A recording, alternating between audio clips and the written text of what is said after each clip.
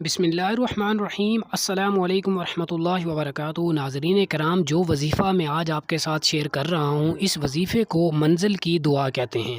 اور اس کے بارے میں ہے کہ یہ آسیب، کالے جادو اور اس کے علاوہ تمام قسم کی روحانی اور جسمانی بیماریوں کے لیے ایک نہایت ہی مجرب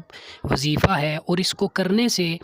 آپ کو ان تمام بیماریوں سے اور بے سکونی سے انشاءاللہ العزیز نجات ملے گی۔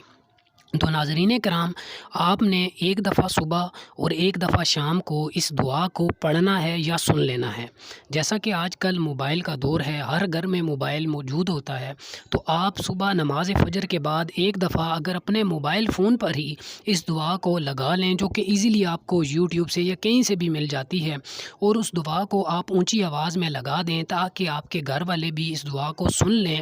اور اس دعا کو ایک دفعہ صبح اور ایک دفعہ شام کو کرنے سے انشاءاللہ العزیز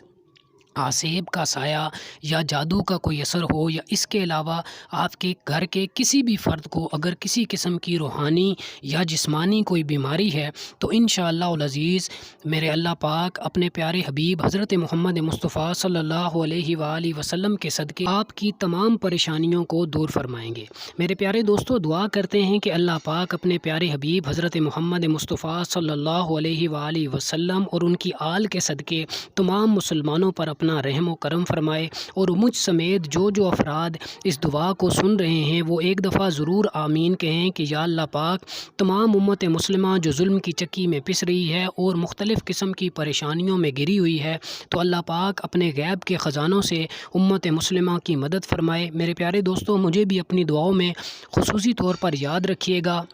اور اس دعا پہ آمین ضرور کہیے گا، شاید آپ کے آمین کہنے سے کسی کی پریشانیاں دور ہو جائیں۔